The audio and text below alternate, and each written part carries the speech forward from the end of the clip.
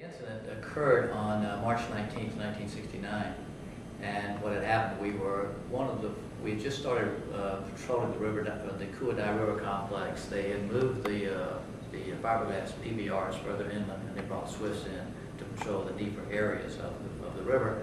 I was the first boat to run a multiple-day patrol, and every day at 5 o'clock we had made the mistake of coming down the river to avoid the tide going out, being trapped upstream.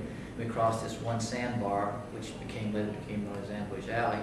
And when you when you came over the sandbar, you, it'd say, maybe 10, 15 knots, you backed off the engines. The weight picked up the boat and literally carried it across the sandbar, so you could clear the bar. Well, at this particular day, I was the second boat, but the first boat ahead of me, Lieutenant Wynandy's boat, saw a fishing net in the water and decided that probably the Viet Cong were using it to fish at night. They would have these little fishing bunkers, they would hide out, they would put nets out, and they would draw them in and catch fish at night. So he drew the net in, told me to go around. I went around, and just as I got to the sandbar, my quartermaster, Bill Pfeffer, was at the helm, and usually as soon as we hit the bar and the boat picked up and we knew we were clear, we just gave it, blank speed. Well, just as we hit blank speed, the first round of a 57 or 75 millimeter recoilless rifle hit amidships, and when it did, it severed all the controls. So we had no control. It was just nothing there. And then I think the smoke, just black smoke, just started billowing out of the pilot house. I was in the pilot house, both doors were closed, and when the first round hit, I heard it hit behind me. I was standing right on the little hatch, the area where you could go down to the main cabin. I turned and looked into it, and when I did, the flames, I guess, just came out and singed, burned all the hair off in front of my face, all my eyebrows, and little burns all through my uniform. And the smoke filled up. It was so thick you could not see your hand in front of your face. The black smoke filled up the pilot house. Bill Pfeffer and I went to the starboard side, opened the hatch. Flames were coming up into the pilot house. The starboard door was closed. We were leaning out. I looked down aft, and all I could see was flames coming out of the window. Smoke was all around us, and the next thing I knew, either a second round hit or we had a secondary explosion, because we did have, if I'm correct, carried rounds in the main cabin, especially white phosphorus rounds, because you had to carry them vertically, so that whatever they used for the pellet didn't settle to one side and cause you to wobble around. But anyway, next thing I know, explosion, and I'm falling on top of Bill Pfeffer, and we literally just sort of, like you would tumble off the side of a swimming pool, we just fell off the side of the boat into the water. The boat comes by, we come up, and the second boat comes by and almost runs over us.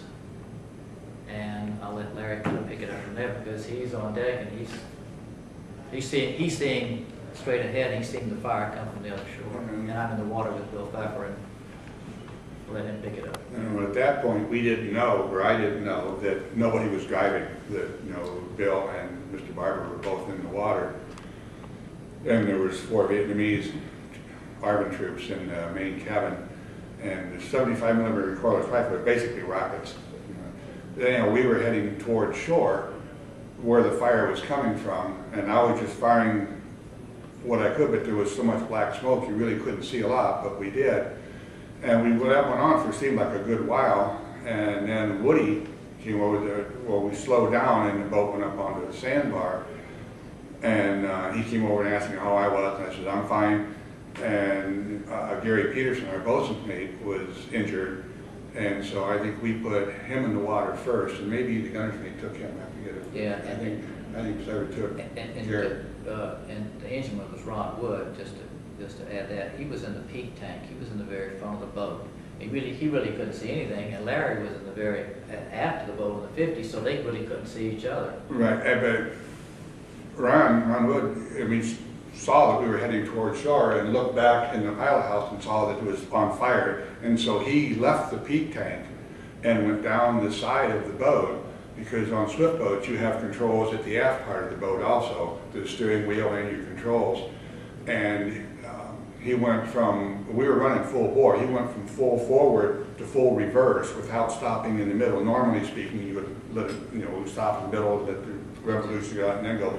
And those diesels just churned and made all sorts of noises, but to stop, the boat just nosed up onto the beach, and we actually hit the beach, and then it just backed off, and then he turned and headed us upriver.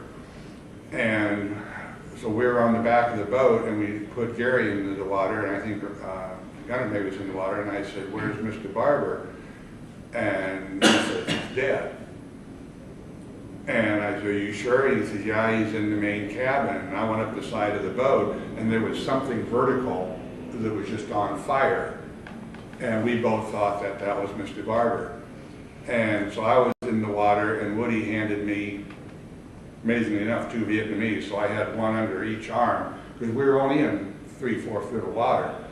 And Mr. Wanandi by that time was alongside, and we're walking him over, and Mr. Wanandi asks Ron, he says, "Where's Mr. Barber?" And Ron says, "He's dead, sir." And, that was just, not what you wanted to hear. And then we got on to Mr. Wanandi's boat, and he took us to the coastal group. And by that time, the medevac helicopter had gotten there. And they put the Vietnamese on first because they were, well, we ultimately found out that they all died. But I was walking with Gary Peterson, our bosun's mate, and he said, "Larry, I can't walk anymore." So I picked him up with my daily carry people, I guess. He was shot in the leg, I believe. Yeah, and carried him to the helicopter because there was so much going on that they didn't have enough people between the Vietnamese and everybody else that was injured. So I carried Gary to the helicopter and then went back to the coastal group. And then by that time, that's when all the other boats started coming. And gosh, we had gunships and Hueys and everything was in the river. I actually, at the point where Ron Wood came back and grabbed the controls, we were actually standing in the water. I saw him do that. I stood up in the water about waist deep. Bill Pfeffer was near me, and I'm not sure if I realized that the other individual, Lieutenant Bob Andretta, was actually in the water with us. He had been on the other side of the boat. And so when the round hit, he was standing on the catwalk, which is very narrow, right by the pilot house, and it knocked him over. The boat actually took a little jerk, so he probably was not holding on, because it was a routine. We didn't expect anything. And they said we should have, because we came by the same point in the river every night and did the same routine for 3 days in a row, and that set you up. But we were in the water, we observed, I watched Ron Wood do that, what Larry just described, was go from flank speed to full reverse. I could hear the boat shudder, and just prior to that, the 58 boat, he comes so close to us that if I stretched my arm, it was only just a few inches. And we thought we were going to be run over. We were yelling, we were screaming, but they didn't see us because they were focused on the far shore. And when they went down the river, when they pulled the boats and Larry and the rest of the crew headed down the river, of course it became like just dead quiet. We looked around, we're standing in water waist deep, and all of a sudden we see these little lips in the water. And either the NBA or Viet Cong were standing up on the other shore with rifles, and they were shooting at us. So they shot at us, and we were trying. We said, "What do we do?" So we went underwater. We found these roots in the bottom of the river, and just pulled ourselves along till we could get away. We'd come up, get a breath of fresh air. We came around and finally got around sort of this little island where we were out of the direct fire of these folks. At one point, I reached up and I had blood on my head, and I didn't know if I had hit something in the water or whether, I had struck, whether I had been hit by a bullet or grazed, or I had struck something that might have been in the water when I jumped in. But I observed all this happening, and it was quite frightening to see, them go downriver and leave us there. I think that was just a long, long night. I mean, we had only known each other for 3 or 4 months, but yet we had similar circumstances. We were, same age, both recently engaged, and we were close even that soon. And the fact that Mr. Barber and Bill Pfeffer, were unaccounted for, and to find out the next morning that they were okay.